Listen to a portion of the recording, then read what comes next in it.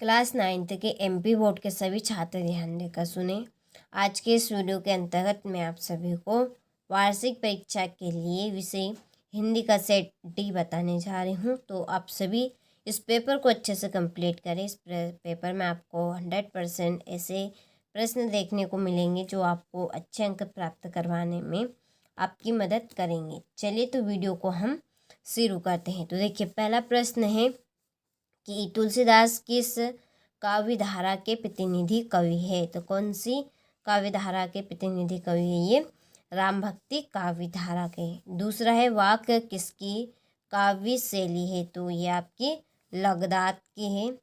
तीसरा है दोहा छंद में कितनी मात्राएं होती है। तो दोहा छंद में 24 मात्राएं होती है।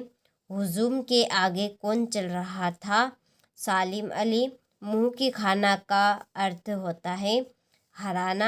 परदादी चोर को सही रास्ते पर कैसे लाई। तो उसका आंसर रहेगा सहजता से बात कहकर। ठीक है, चलिए तो आप यहाँ से आराम से स्क्रीनशॉट ले लीजिए इन प्रश्नों का। इसके बाद में है रिक्त स्थानों की पूर्ति कीजिए। पहला है कि बच्चे डेडेरेस पर जाते हैं। कहाँ पे जाते हैं? काम पे। दूसरा है छंद डेडेरेस के प्रकार होते हैं। कितने? 2। तूती बोलना का अर्थ डेडेरेस है धाक जमना। मेरे नाना पक्के डेडेरेस माने जाते हैं साहब। और सालिम अली का यहाँ डेडेरेस पलियान है। तो आखिरी हिंदी का प्रथम उपन्यास डेडेरेस को माना गया है। तो किसको?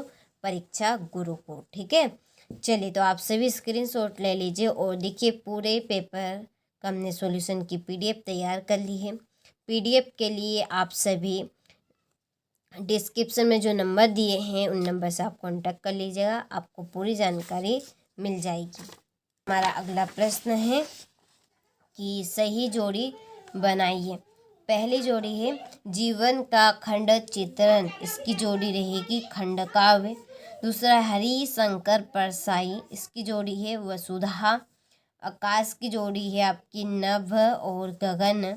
जनसंपर्क विभाग की जोड़ी रहेगी बाठ की सूचना। गोदान उपन्यास के रचयिता, इसकी जोड़ी है आपकी प्रेमचंद्र। मेरे बचपन के दिन, इसकी जोड़ी है महादेवी वर्मा। ठीक है, चलिए तो स्क्रीनशॉट आप ले लीजिए यहाँ से। इसके बाद में है सत्य सत्य लिखे। पहला है कि जयशंकर प्रसाद छायावाद के प्रमुख कवि है। तो ये सत्यवाद है। दूसरा है जहाँ नायक नायिका के विरह का वर्णन हो वहाँ संयोग श्रृंगार रस होता है। तो ये असत्यवाद है। और तीसरा है आज उपभोक्ता संस्कृति का समाज पर कोई प्रभाव नहीं है। तो ये भी आपके असत्य है। प्रत्यय शब्द के पहले जोड़ते हैं, ये असत्य है। शंकर लड़कियों के छात्रावास में ताक झाक करता था। तो ये भी ये सत्य है।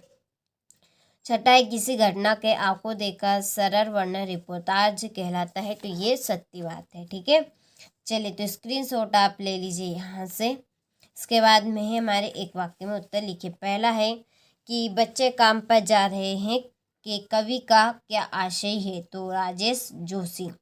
दोहा छंद में कितनी मात्राएं होती हैं? 24। सालिम अली की पत्नी का क्या नाम था? तहमीन। रचना के आधार पर वाक्य के कितने प्रकार होते हैं? 3। रीढ़ की हड्डी एकांक किस समस्या पर आधारित है? विवाह। कहानी के कितने तत्व माने गए हैं? तो 6। ठीक है, चलिए तो स्क्रीनशॉट आप ले लीजिए। इसके बाद में क्वेश्चन नंबर 6 कि छायावादी काव्य की 2 विशेषताएं लिखिए। कवि ने सच्चे प्रेमी की क्या कसौटी बताई है। और किस शासन की तुलना तम के प्रभाव से की गई है और क्यों। बच्चों का काम पर जाना धरती के एक बड़े हादसे के समान क्यों है। प्रबंध काव्य की परिभाषा वेद सहित लिखिए। उत्प्रेक्षा अलंकार की परिभाषा उदाहरण सहित लिखिए। ठीक है, फिर एक कहानी और उपन्यास में कोई द्वंद्व लिखिए। फिर श्यामाचरण दुबे की भाषा शैली की विशेषता लिखिए। लेखक अलकोर के मार्ग में अपने साथियों में किस प्रकार पिछड़ गया। लेखिका ने अपनी माँ के व्यक्तित्व की किन विशेषताओं का उल्लेख किया है। और फिर निपाह शब्द से क्या से उदाहरण सहित लिखिए। ये आपका 17वां प्रश्न। फिर है ये 18वां प्रश्न। ठीक है, संदर्भ प्रसंग व्याख्या करनी है। और 19वें प्रश्न में भी संदर्भ प्रसंग व्याख्या करनी है इसकी। फिर है अगला प्रश्न 20वां। ठीक है, इसमें विज्ञापन देना है। तो विद्यालय के खेल के मैदान में एक बैग मिला है जिसमें पुस्तकें कुछ रुपये, इसके ऊपर से एक विज्ञापन देना है। और क्वेश्चन नंबर 21 में गद्यांश है। ठीक है, इसको पढ़ना है और जो नीचे दे प्रश्न इसमें से करने हैं। 23वां, इसके बाद में 22वां प्रश्न और ये आपका 23वां प्रश्न। ठीक है, तो आपने सभी प्रश्नों का स्क्रीनशॉट अच्छे से ले लिया होगा। अच्छे से आप समझे इन प्रश्नों को